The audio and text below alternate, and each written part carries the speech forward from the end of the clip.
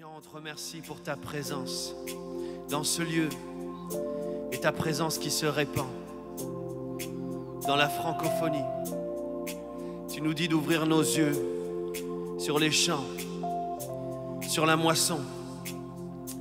Et Seigneur, c'est avec les visionnaires qui ont décidé de croire que tu n'as pas oublié la francophonie, qui veulent élever leur foi pour voir ta main puissante et agissante. Toi, le Dieu qui fait des miracles, toi, le Dieu qui fait encore des prodiges, qui délivre, qui restaure, qui aime profondément ceux qui ont le cœur brisé, ceux qui sont abattus, ceux qui ont été délaissés. Tu es là, Seigneur notre Dieu, Jésus-Christ. Et nous voyons ta gloire se répandre. Nous voyons ta parole qui pénètre dans les foyers. Nous voyons que tu sauves, Jésus-Christ. Nous voyons que tu sauves encore et que tu délivres. Nous te disons merci, Seigneur Jésus. Oui, nous voyons.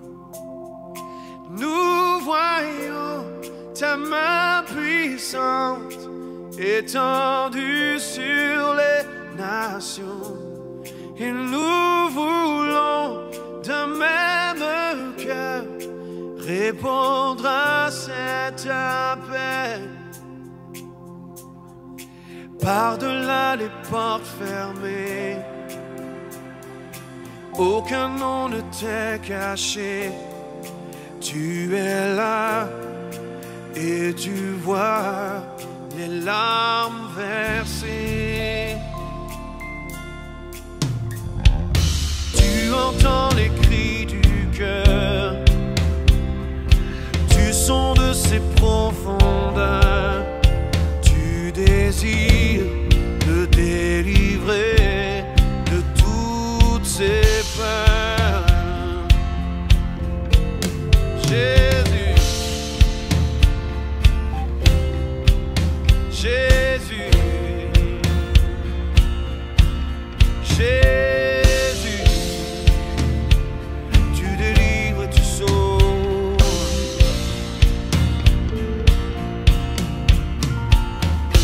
Qui enseignera tes voies?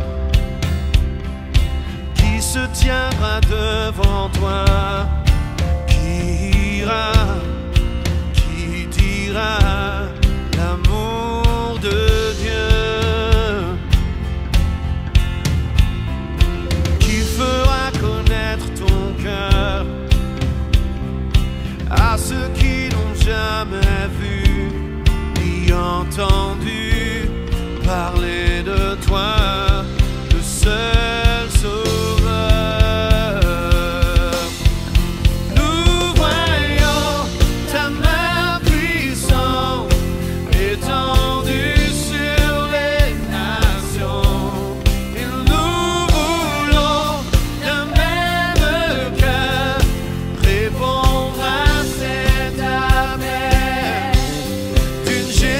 Génération qui se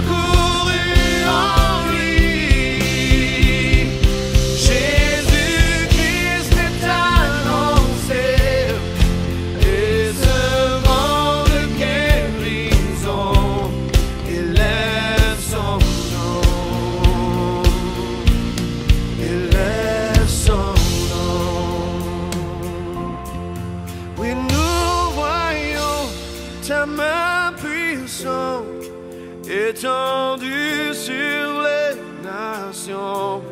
Et nous voulons d'un même cœur répondre à cet appel d'une génération qui se lève pour proclamer ta parole. Oui, entendons, entendons, les murailles tombent, les vies sont transformées. Nous voyons le cœur du Père révélé au plus grand nombre. Nous voyons les opprimés secourus en lui. Jésus-Christ est annoncé, il se vend de guérison, il lève son nom, il lève son nom. Oui, Jésus-Christ est annoncé, il se vend de guérison, il lève son nom. Le nom de Jésus.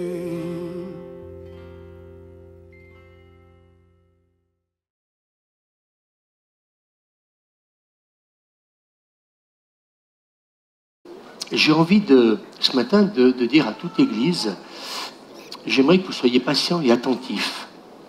Notre rôle de berger, c'est de veiller, c'est ce que dit la parole de Dieu, veiller sur le troupeau que Dieu nous a confié.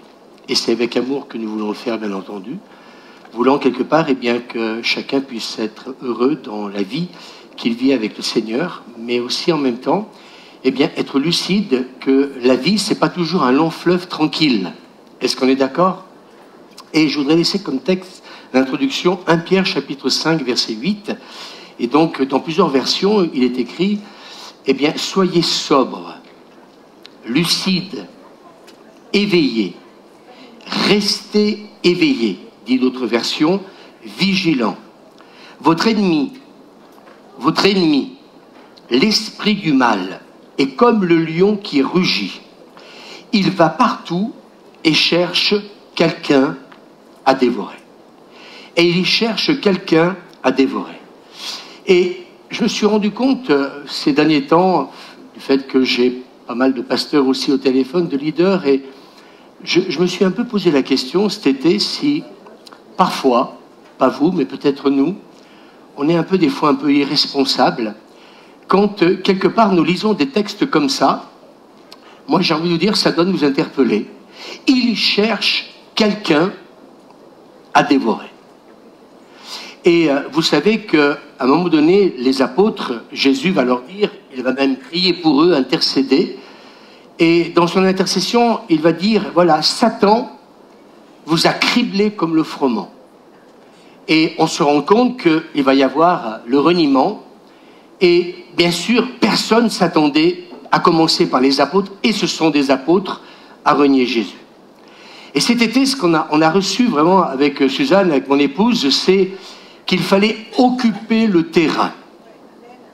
Et depuis cet été, même cet été, plusieurs mois appelés, il y a eu des choses difficiles cet été pour plusieurs.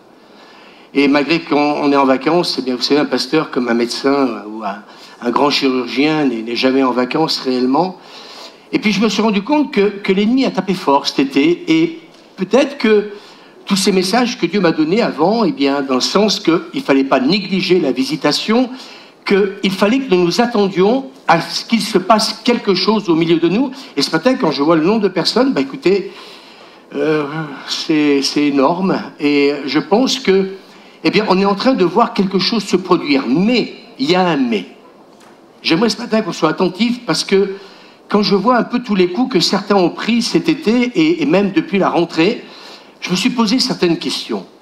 Et vous savez, une église de réveil, eh bien, il faut être extrêmement prudent, être sage et prendre conscience que nous avons besoin des uns et des autres comme jamais.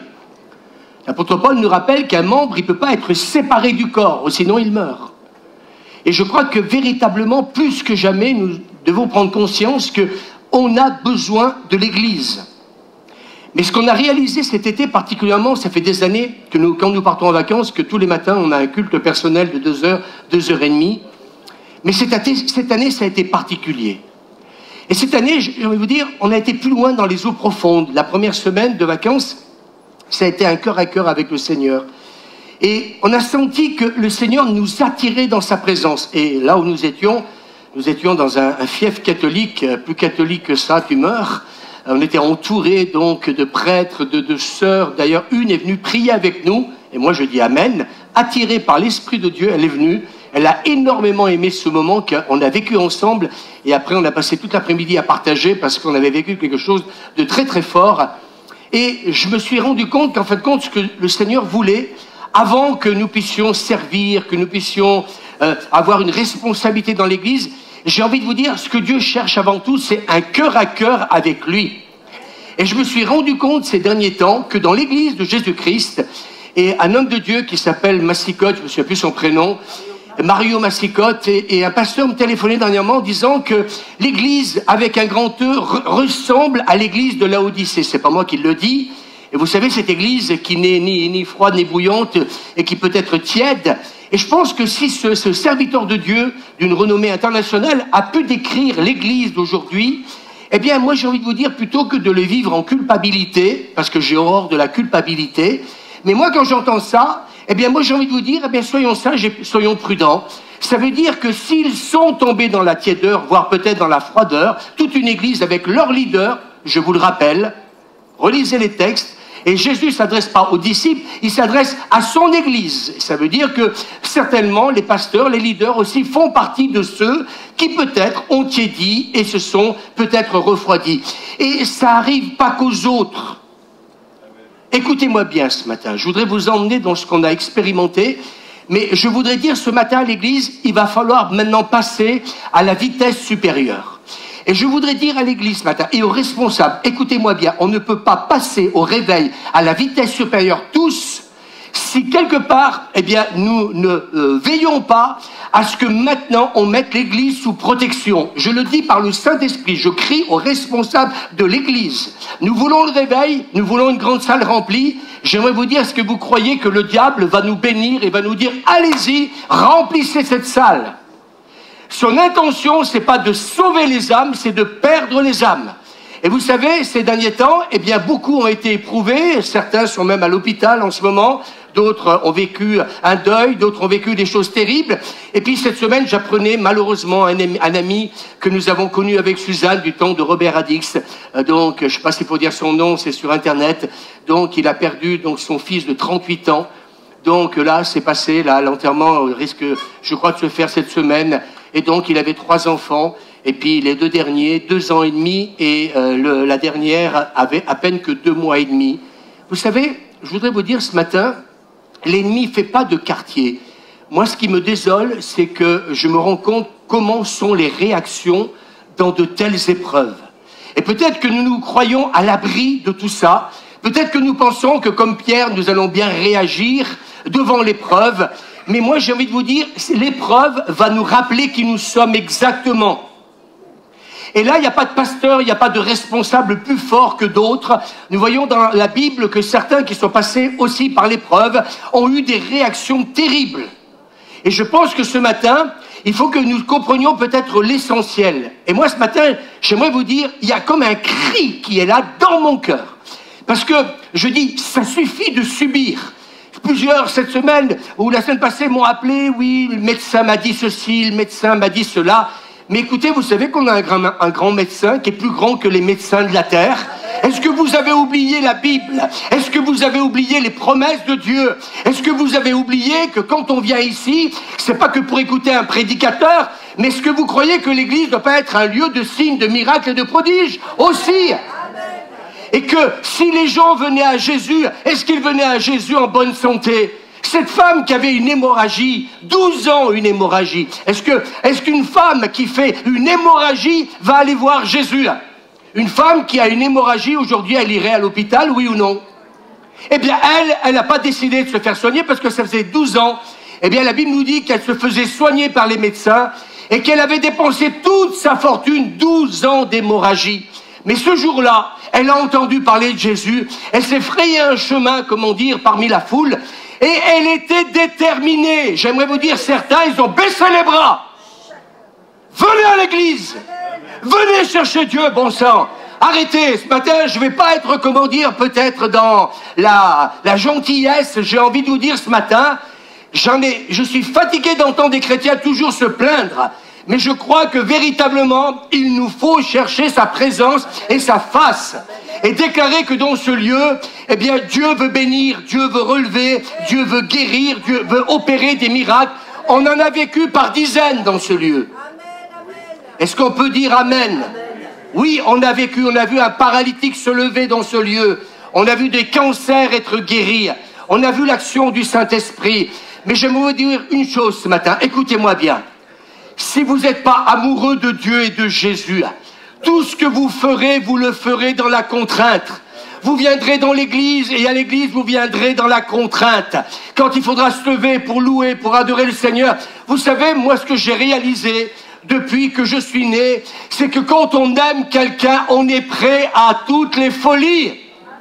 On est prêt à faire des centaines de kilomètres pour aller voir sa dulcinée. C'est vrai ou pas? On est prêt à se lever à n'importe quelle heure quand on aime quelqu'un. Et je voudrais vous dire ce matin, ce qui doit rejaillir dans nos cœurs aujourd'hui, plus que le service, c'est la passion pour Dieu. À aucun moment nous étions 7 tous les matins, on s'est retrouvés à 8, à 10, à 14, des fois parce que des catholiques venaient nous rejoindre, parce qu'ils nous entendaient prier de tellement loin. Vous savez, nous, on ne fait pas dans la dentelle, hein. Seigneur, je t'ai béni, nous, ça criait tellement fort, ça louait tellement fort, que mes amis, on nous entendait partout et les gens venaient. Et j'aimerais vous dire ce matin, eh bien, il faut que quelque chose change. C'est pas Dieu qui doit changer, c'est nous qui devons changer. On peut dire Amen. Et moi, je crois que véritablement, le livre du prophète Osée, on va lire plusieurs chapitres, chapitre 2, verset 16, c'est pourquoi, voici, je veux l'attirer, je veux la reconquérir et la conduire au désert. Et là, je parlerai à son cœur. Et ces derniers temps, nous avons fait ce qu'il fallait avec Suzanne pour que Dieu parle à nos cœurs. Je vais la reconquérir. Ça veut dire que si le Saint-Esprit dit je veux la reconquérir, ça veut dire que d'une certaine manière, eh bien, ils ont perdu cette relation avec Dieu, cette passion pour Dieu. Et moi, je voudrais vous dire ce matin, je n'ai jamais été autant amoureux de Dieu que je le suis depuis 43 ans avec Suzanne. J'aime le Seigneur. Pour moi, taper des mains, sauter, danser, c'est pas un calvaire, c'est une joie, parce que mon Dieu m'a sauvé. J'aimerais qu'on revoie la joie, qu'on retrouve la joie sur les visages des chrétiens, de ce privilège que, mes amis, on peut partir aujourd'hui. On sait qu'on a notre billet pour le ciel. Et rien que ça, ça devrait nous réjouir. Alléluia. Et en fait, quand le Seigneur est en train de dire à Osée, je veux la reconquérir parce que elle a tiédi. Et j'aimerais vous dire que le Saint-Esprit veut nous dire ce matin, ainsi, si Massicotte est en train de donner ce message mondial à l'Église, eh bien j'aimerais vous dire ce matin, veillons, on n'est pas plus malin que les autres. On s'est rendu compte cet été que parfois il y avait un orgueil spirituel dans nos vies, peut-être bien au-delà de ce que l'on peut penser, imaginer. Bien entendu, ce sont les autres qui sont tièdes, bien sûr, ce sont les autres qui sont froids, mais moi jamais. Eh bien écoutez, je suis là en tant que pasteur parfois pour constater que ce n'est pas toujours le cas quand on vient à l'église que de temps en temps. J'aimerais te dire ce matin, tu vois ta femme tous les jours ou tu la vois que de temps en temps? Tu aimes tes enfants, tu les vois que de temps en temps ou tu les vois tous les jours? Eh bien écoutez, avec Dieu c'est pareil. Et quand je dis ça, ça dérange. Mais moi, j'aimerais vous dire une chose, c'est pas tous les jours qu'il y a des rassemblements, ce n'est que le dimanche matin. Et quand vous venez le dimanche matin, vous accordez à peine que 2 heures, comment dire, au Seigneur, parce que on n'arrive pas toujours à l'heure. Donc, puisqu'on n'arrive pas toujours à l'heure, qu'on vienne pas me dire qu'on y passe toute la matinée dans l'église. Je peux continuer le message? Quand on arrive à 10 heures et qu'on part à midi, on n'a plus passé 2 heures et demie. Les responsables, vous dites pas Amen? Vous êtes avec moi ou pas? Vous comprenez ce que je dis? J'aime le Seigneur. Mais et puis le dimanche matin, bah non, vous comprenez, il y a encore la famille. Ah d'accord, ok. Tu peux pas t'organiser dans la semaine? justement à consacrer du vrai temps avec ta famille. Vous savez, en tant que pasteur, moi j'entends les confessions, quand je vois qu'il y a des problèmes entre couples, quand j'entends au niveau des enfants ce qui se passe, j'ai envie de dire, mais vous voulez passer du temps, comment dire, avec votre femme, vos enfants? Eh bien, passez du temps à vous réconcilier. Passez du temps à vous pardonner. Passez du temps à veiller à ce que quand vous êtes en famille, même dans la semaine, ce soit des moments de qualité. Parce que tu pourrais passer toute ta semaine, du lundi au dimanche, avec ta femme et tes gosses. Mais s'il y a des conflits, si ta femme ne peut plus te blairer, ou ton mari, tu ne peux plus te sentir, j'aimerais te dire, j'ai passé toute la semaine avec ma femme. Ouais, mais dans quelles conditions? Et moi, je préfère mieux dire ce matin, il vaut mieux passer du temps avec sa femme, son mari et ses enfants avec des relations de qualité. Vous m'entendez, la qualité? Moi, je cherche la qualité en ce moment. J'ai plus envie de perdre mon temps. Je vais être avec vous, avec des pasteurs, des leaders. J'ai plus envie de passer du temps avec des personnes qui se disent croyantes, peut-être. Mais vous savez que la Bible nous dit que le diable aussi croit que Dieu existe, mais lui, il tremble. Et des vrais disciples, des gens qui marchent avec le Seigneur. Et puis Osée chapitre 4, verset 6, dit « Mon peuple meurt et détruit petit à petit ». Et là, j'ai dit « Seigneur », là, ça me parle, ce verset biblique.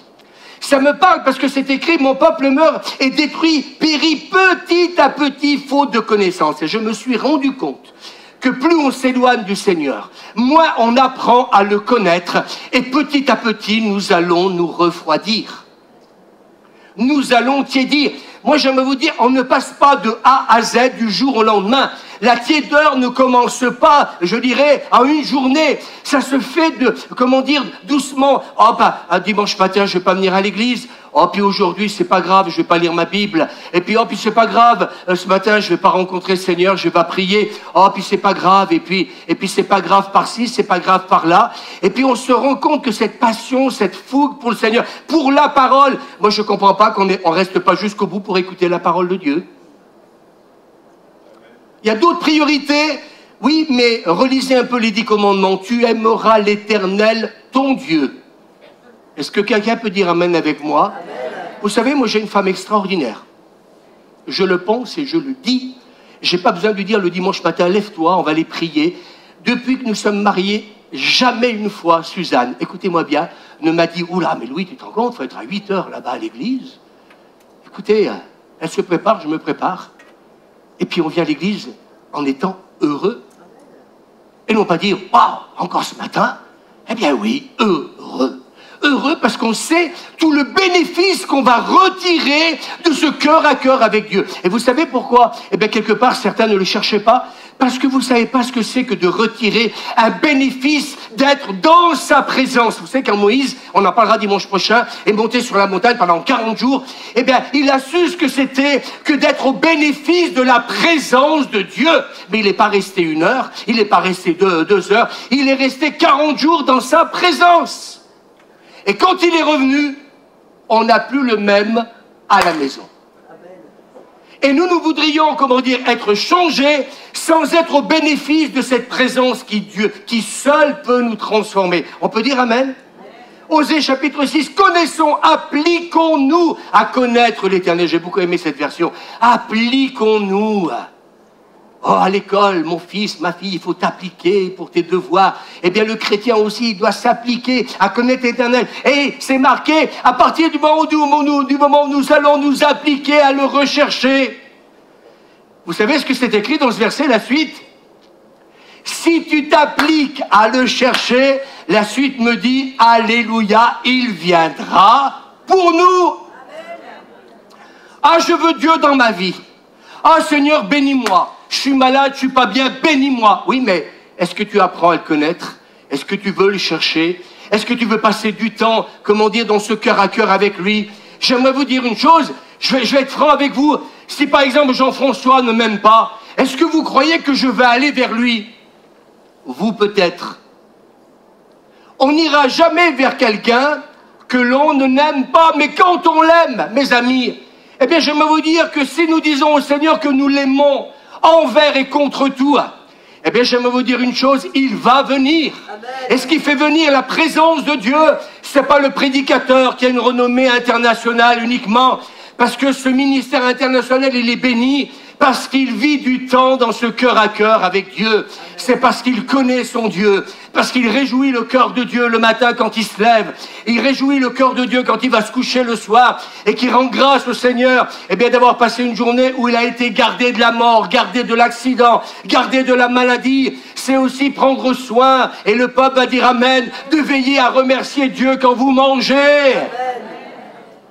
Le bénicité de la petite maison dans la prairie. Amen. On dit Amen, mais est-ce que nous le faisons? Oui, nous le faisons. Avec Suzanne, on s'est interdit de manger sans rendre grâce. Parce qu'il nous est arrivé, pardon Seigneur, de manger comme tout le monde très vite et d'oublier l'essentiel, la reconnaissance. Ce matin, plutôt que de vous plaindre de vos maladies, de vos bobos au quotidien, remerciez Dieu d'être en vie. Remerciez Dieu d'être en vie. Ce garçon de 38 ans aujourd'hui, il n'est plus là. Il ne sera plus là pour sa femme, il ne sera plus là pour ses 3 enfants. Oh, ce matin, je vais me lever à 5 heures du matin. Et puis, Seigneur, qu'est-ce que je vais te dire ce matin à 9h30? Oh là là, 2 heures pour trouver une reconnaissance à Dieu. Donnez-moi 2 heures, je vais le remercier pour les oiseaux qui chantent. Vous savez que là, on était à 900 mètres d'altitude. On n'a jamais entendu autant les oiseaux chanter. Et tous les matins, puis ma sœur Michel, qui elle, comme nous, cette famille, on aime les oiseaux et tout le reste, elle a commencé des premiers jours à leur mettre une gamelle et à manger. À la fin, nous étions envahis d'oiseaux. Quand il a fallu nettoyer la terrasse, j'ai pris plus de temps à nettoyer la terrasse que nettoyer la maison, tellement qu'il y en avait des crottes de partout. Mais ça gazouillait de partout. Et tous les matins, avec le beau soleil, on entendait les oiseaux gazouiller. Ça fait du bien. Vous savez que depuis le Covid, la pollution et tout ça, ben, les oiseaux, on les entendait moins chanter. Enfin non, peut-être, moi j'ai entendu beaucoup de gens dire ça.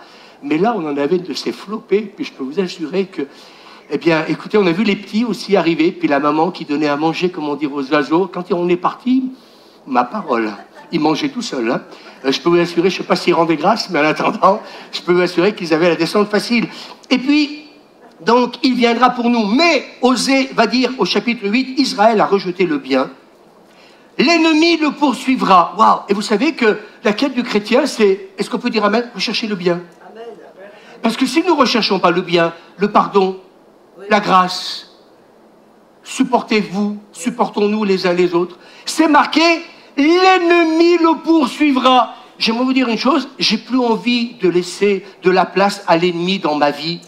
Et nous avons intérêt à avoir des pensées pures. Et vous savez, cet été, je me suis fait un peu, comment dire, le porte-parole de certains qui des fois viennent plus à l'église parce que, mais attendez, on va pas venir à l'église, il y a des gens imparfaits.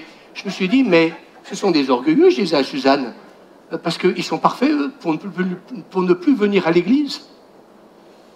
Moi, j'aimerais vous dire, il faudrait être parfait pour ne plus venir à l'église. Alors ça veut dire qu'ils se prétendent être parfaits parce que les autres ne le sont pas. Mais bon, c'est pas le sujet de la prédication. Réfléchissez un peu là-dessus, ça peut vous faire du bien. Puisqu'ils ont semé du vent, ils moissonneront, écoutez-moi bien, la tempête. Faut lire un peu la parole de Dieu. L'ennemi donc le poursuivra, puisqu'ils ont semé du vent, ils moissonneront la tempête. Pourquoi? Et Osée nous donne encore la réponse. C'est la Bible qui donne la réponse, c'est pas le pasteur. Au chapitre 10, Israël est une vigne florissante. Et ça m'a vraiment interpellé. C'est ce qu'on veut, être une église bénie. Amen. On peut le dire pour Israël. Israël est une vigne florissante qui porte beaucoup de fruits. La cité de lumière, on veut porter du fruit. Plus ces fruits sont abondants, et là, moi, et là, j'ai dit, Seigneur, j'ai besoin de comprendre quelque chose. Plus ces fruits sont abondants qui viennent de Dieu, et plus il multiplie les autels. Alors, je me suis un peu posé la question. Je me suis posé la question, c'est que quand on est béni, quand on vit la baraka, c'est là que peut-être, justement, on recherche moins l'éternel. Et d'un seul coup, on devient idolâtre, on commence à mettre en avant la tradition, plus que l'amour qu'on a pour Dieu. Et leur cœur, et Osée va dire, mais pourquoi ils multiplient les autels? Les autels, ça peut être le travail. Les autels, ça peut être que la famille. Les autels, ça peut être que les loisirs. Tout ça, on n'est pas contre. Et nous disons Amen. L'Ecclésiaste dit qu'il y a un temps pour tout, mais il y a aussi un temps pour laisser de la place à notre Dieu. Il y a aussi un temps pour se nourrir de la parole de Dieu. Il y a des moments, il faut oser dire à sa famille, eh bien moi je rentrerai quand le culte sera terminé, parce que j'ai besoin d'écouter tout le message, j'ai besoin de consacrer ce temps au Seigneur. Est-ce qu'on peut dire amen au pasteur? Ça peut déplaire, mais c'est biblique, hein. Ils persévéraient dans l'enseignement des apôtres. Je voudrais rappeler quand même que certains, des fois, ils oublient que la parole de Dieu reste le fondement de la vie chrétienne. Est-ce qu'on peut dire amen? Est-ce que vous aimez la Bible? J'aime la parole de Dieu. Alors, on peut dire amen? Mais je crois que le Saint-Esprit, et c'est là où je veux continuer, le Saint-Esprit veut vraiment descendre. On l'a vécu ce matin, ça a été très puissant tout à l'heure. On était plus d'une quarantaine ce matin à côté, presque 45 on était. Et je dis, on a vécu un moment très fort. Vous savez pourquoi? Parce qu'on s'est préparé. Oui, la préparation. C'est important de se préparer à rencontrer Dieu. Mais aujourd'hui, le Saint-Esprit veut descendre dans l'Église pour une nouvelle saison. Je voudrais prophétiser ce matin, dis-le à ton voisin, Suzanne, nous sommes rentrés dans une nouvelle saison. Il y a des choses que j'ai acceptées dans ma vie hier que je n'accepterai plus, comment dire, aujourd'hui. Peut-être que je voudrais revenir sur le fait de dire, oui, mais si je rentre tard, qu'est-ce que veut dire mon mari, ma femme, mes enfants, tout ce que vous voulez. On a connu des personnes dans l'église qui ont été persécutées par leur mari, persécutées des fois dans la famille parce qu'ils arrivaient un peu en retard, midi et quart, midi et demi chez eux, mais ils n'ont rien lâché. Est-ce qu'on peut dire amen? Est-ce qu'on peut dire amen? Ils n'ont rien lâché.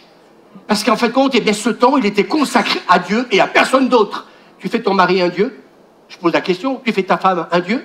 Tu fais tes enfants un Dieu? Tu fais ta famille un Dieu? On peut rajouter la liste. Qui est ton Dieu véritablement? Moi, c'est toutes ces questions que je me suis posées cet été. Et peut-être que ce matin, vous vous dites, il est en train de nous prêcher. Je me suis prêché à moi-même ces choses-là. Et on va en parler. Et Osée chapitre 10, verset 12, défrichez-vous un champ nouveau. Dites amen. Défrichons-nous un champ nouveau. Il est temps. C'est maintenant le temps. Moi, je crois que Massicotte a raison. C'est maintenant le temps. Je vous ai préparé avant les vacances. Maintenant, il faut qu'on rentre maintenant dans la réalité du royaume de Dieu. Il est temps de chercher l'Éternel. Le moment est venu de vous tourner vers le Seigneur, dit cette version. Amen. Pourquoi faire? C'est le moment de se tourner vers le Seigneur. Dis à ton voisin, c'est le moment de se tourner vers le Seigneur. Maintenant, c'est prophétique ce que je suis en train de vous dire. Écoutez-moi bien. C'est maintenant. Et on va voir ce matin les applications pour pouvoir y rentrer dans ce moment-là. Vous savez pourquoi? Parce qu'en fait, compte, eh bien, ce texte de Actes, chapitre 4, verset 29, qui a été pour moi, pendant les vacances, encore comme une révélation. J'ai dit, mais Seigneur, ce qu'on veut, on veut se tourner vers toi. Parce que, en tant que pasteur, quand des personnes me téléphonent, qu'elles m'annoncent leur cancer, leur maladie et tout le reste, j'ai dit au Seigneur, ça suffit. On veut un plein évangile au milieu de nous. Amen. On veut voir un plein évangile au milieu de nous. C'est ça qui va nous remplir cette salle. C'est pas dire il faut que la louange elle augmente, il faut que le pasteur prêche mieux ou qui vous voulez. C'est pas ça. C'est quand, mes amis, la puissance de Dieu se manifeste. Et les apôtres, ils font cette prière, acte 4, verset 29, Seigneur, donne à tes serviteurs d'annoncer la parole avec une pleine assurance, et tends ta main qu'il y ait des guérisons, des miracles et des prodiges. Amen. Et on va reprendre les temps de prière, je vais en parler tout à l'heure, on va prier pour ça, Seigneur, parce que si on ne prie pas pour ça, il n'y aura pas tout ça. Et ces choses-là, elles sont arrivées, pourquoi? Dites-moi pourquoi elles sont arrivées. Parce qu'ils ont prié. Parce qu'ils ont prié. Demandé, et vous recevrez. Et moi, j'aimerais vous dire que parfois, Seigneur, ce matin encore, j'entendais certains, oh Seigneur, bénis ce culte. Je prie plus pour que Dieu bénisse le culte. Vous savez pourquoi? Parce que Dieu est un Dieu de bénédiction. C'est logique qu'il veut bénir ses enfants. Bénir, ça veut dire du bien à quelqu'un, c'est faire du bien à quelqu'un. Moi, quand je viens dans ce lieu, j'ai pas besoin d'une révélation pour entendre de Dieu dire, je vais te bénir. Je suis son fils. T'es sa fille. C'est logique qu'il veuille te bénir, oui ou non? Au nom de Jésus, et quand ils eurent prié, le lieu où il était assemblé trembla, ils furent tous remplis du Saint-Esprit. Moi, je voudrais redire ce que j'ai dit avant les vacances. Il faut être, mes amis, comme l'église primitive, il faut être des morts de faim, des affamés. Comme ces oiseaux, ce petit oiseau là qui était là, dont la mère lui donnait à manger, je peux vous assurer qu'il ouvrait un bec comme ça, et je peux vous assurer que, voilà, ça, la mère l'a nourri, hein. Mais bon, on lui a pas fait payer la nourriture, parce qu'on en a donné, je pense. Oui, la prière est le langage des affamés. Dis-le à ton voisin. Oui, la prière a de l'efficacité. Amen. Comme Jacob, on lâchera rien. Vous savez ce que je voudrais dire à plusieurs ce matin? Vous, que j'ai eu au téléphone et que vous m'avez raconté toute la misère de la terre, etc. Et on n'est pas contre, et je pense que c'est ça la vraie communion fraternelle, c'est aussi appeler, c'est aussi parler de son problème, de son souci, pour qu'on soit à votre écoute, mais aussi pour qu'on puisse prier. Amen. Et non pas simplement que écouter simplement ce qui ne va pas, mais peut-être aussi être dans cette réaction positive, simplement dire, eh bien, attends-toi au Seigneur. Comme Jacob, on lâchera rien. Amen. On ne te lâchera pas, Seigneur, tant qu'on ne revêt pas, on va pas revoir comme l'église primitive les signes, les miracles et les prodiges. Est-ce qu'on peut dire amen? Moi, j'aimerais vous dire ce matin, au nom de ton saint serviteur Jésus, c'est marqué, amen, que tout devienne permanent et normal. Et j'ai dit au Seigneur, le miracle et la guérison au milieu de nous doit redevenir quelque chose de permanent et quelque chose de normal. Il ne faudrait pas qu'on soit surpris qu'il y ait des guérisons et qu'il y ait des miracles. Oh là, Seigneur, ce que tu viens de faire sur un tel. Non, il faut dire à la personne, c'est normal. C'est normal. Et c'est ça que on demande à la prière en ce moment. Nous sommes en train de demander au Seigneur, je finirai par ça, à la fin du message, il faut que tu changes notre mentalité. On prie pour les guérisons et les miracles, et quand on vient à l'église, nous ne sommes pas dans cette attente de voir la gloire de Dieu. Ce matin, quelqu'un est venu très fatigué et allongé là-bas. T'as bien fait de venir ce matin. Tu serais resté à la maison et tu vas repartir. Stand up. Pas sit down. Je parle très mal anglais, mais stand up. Guéri. Parce qu'il va se passer quelque chose à la fin de ce message. Est-ce que vous vous y attendez? Vous croyez quoi? Que je transpire pour des prunes? On va vivre quelque chose de bon. Que ta présence augmente, dites avec moi. Et les conséquences, j'aimerais vous dire, de la prière puissante en église, eh bien, j'aimerais vous dire que quand il nous est dit que, et je le redis encore, les conséquences de la prière puissante. Dites avec moi les conséquences de la prière puissante. Vous savez ce qu'elle a produit? Elle a fait trembler le lieu où ils étaient. Et j'ai dit au Seigneur, depuis que nous sommes rentrés donc de vacances, j'ai dit au Seigneur, mais si au milieu de nous, nous prions dans la puissance du Saint-Esprit, et nous croyons que la prière a de l'efficacité, alléluia, j'aimerais vous dire que Dieu va donner son approbation à nos prières qui seront montées vers le ciel et croire dans leur accomplissement. Et il nous est dit que quand ils ont fini de prier, eh bien toute la maison, elle s'est mise à trembler et à nouveau ils ont été remplis du Saint-Esprit. Vous n'avez pas envie de venir à une réunion de prière et puis d'un seul coup, badaboum de tous les côtés. Et puis là, mais qu'est-ce qui se passe, pasteur? Mais c'est parce que quand tu as prié, tu avais le feu. Quand tu as prié, tu étais rempli de foi. Quand tu as prié, tu étais déterminé. Quand tu as prié, alléluia, tu as pris autorité contre l'enfer et tu as déclaré la puissance du nom de Jésus. Est-ce qu'on peut dire amen ce matin? Alléluia, ils ont prié la prière puissante. J'aimerais vous dire que la deuxième semaine de vacances, ça a changé. La première semaine, on était dans ce cœur à cœur avec Dieu. Et quand ce cœur à cœur a eu lieu, eh bien, la deuxième semaine, on est rentré, non pas parce qu'on l'avait décidé, mais on est rentré, eh bien, dans le vif du sujet. Et ça a été, comment dire, des moments de guerre, des moments de combat spirituel, des moments où, mes amis, là où nous étions, ça a fait du bruit. On a intercédé, on a prié, on n'a rien lâché. On peut dire amen. Il y avait une femme de ménage qui était là et qui était derrière la porte. Ça faisait tellement du bruit qu'elle nous a entendu prier. À la fin, elle est venue me voir et me dit, monsieur le pasteur, elle me dit, je voulais rentrer et j'ai pas osé. Elle me dit, mais c'était tellement beau tous ces chants que vous avez mis, toutes ces prières qui montaient vers le ciel. Elle me dit, mais j'aurais tellement voulu rentrer. J'aimerais vous dire une chose, quand il y a des prières puissantes, c'est très bon ce que je suis en train de dire. Quand il y a de la louange et de l'adoration qui monte du cœur d'un homme, d'une femme, et qui monte vers Dieu, Dieu va venir. On l'a lu tout à l'heure. Et les gens qui vont venir ici, Ils vont voir des hommes et des femmes heureux, transformés. Et puis en même temps, ils vont aussi être en présence de la manifestation surnaturelle de la puissance de Dieu. Jeff, le lieu où ils étaient, s'est mis à trembler. Parce qu'ils ont prié. Ça a été la prière communautaire. Alléluia. Paul dira aux Éphésiens chapitre 5, « Soyez constamment remplis de l'Esprit.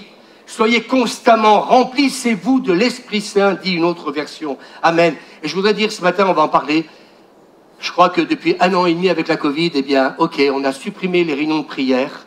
J'ai une bonne nouvelle à vous annoncer. On va vous proposer ce matin une stratégie que Dieu nous a donnée pendant cet été, que j'ai partagé aux responsables vendredi soir.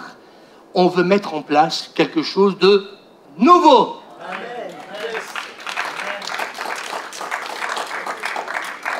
On ne va pas reprendre tous les vendredis soirs, parce que peut-être qu'il fallait la Covid pour se rendre compte qu'on était tombé dans le rond. Donne-nous, Seigneur, notre pain quotidien. Donne-nous notre réunion de prière quotidienne. On s'est rendu compte que ce n'est pas de cette manière-là que peut-être les choses peuvent changer. Il faudra parfois, mais on va en parler.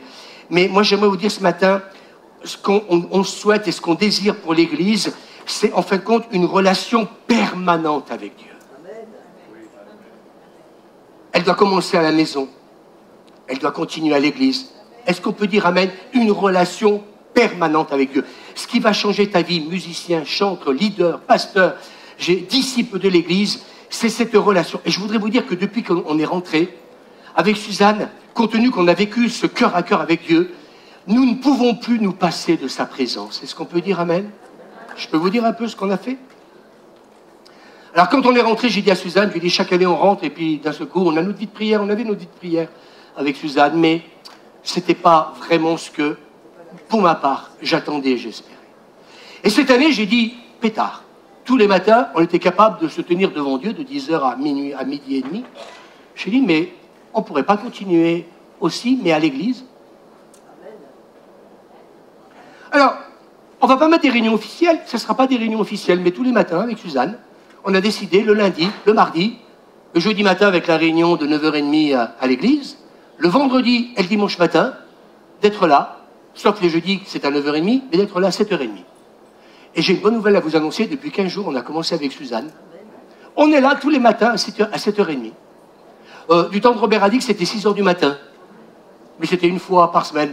Nous on a décidé, on s'est dit, il ne faut pas que je prêche à l'église ça, parce que si vous croyez que ce matin que je prêche ça pour vous culpabiliser, vous déranger, eh bien non. On dit ça parce qu'on voit le fruit de cette continuité de ce qu'on a vécu cet été. Et puis, d'un seul coup, cette semaine, quelques-uns sont venus nous rejoindre, se retrouver à 3, à 4, à 5, à 6, à 7. Et puis, vendredi, j'attendais l'équipe pastorale pour dire, qu'est-ce qu'on fait? Alors peut-être que certains commencent à 8h30 le travail, ben venez un quart d'heure. Venez une demi-heure. Mais la journée commence plus la même. Et puis, moi je suis malade, je suis pas bien, etc. Mais nous, on a réalisé être dans la présence de Dieu. Mais ça amène la paix. Vous finissez ce temps, comment dire, avec le Seigneur. On est là de 7h30 jusqu'à 9h moins quart à peu près. Autant qu'à faire, et vous savez, soyons fous. 1 heure à peine. Non. On reste tant qu'on est bien. Eh bien écoutez, moi je commence mes journées d'une manière différente. J'ai des coups de fil. J'ai des gens qui m'appellent, j'ai des paroles de connaissance, je commence à voir les dons spirituels se manifester dans ma vie, je commence à avoir des visions, ces choses-là que j'avais, mais pas de la manière que j'ai aujourd'hui. Et je dis, Seigneur, on fait que commencer. Alors, il n'y a rien d'officiel, parce que sinon vous allez dire, oula, il ne rajoute pas de réunion de prière. Non. Tu es à la retraite. Tu veux avoir la fougue de Moïse. Malgré son âge avancé, cette veuve, comme disait Étienne, qui avait 85 ans, et qui était là, qui priait, qui jeûnait, viens dans sa présence, c'est pas fatigant d'être dans sa présence parce qu'on vit un cœur à cœur. Enfin, c'est jamais difficile d'être avec quelqu'un qu'on aime. Quand on aime quelqu'un, c'est un moment de qualité. Eh bien, avec Dieu, ça doit être la même chose. Alors, 7h30, lundi, mardi, jeudi, 9h30, vendredi, donc, et le dimanche matin. Voilà. Il n'y a que le mercredi et le samedi. On fait le sabbat. Bon, allez. Je plaisante.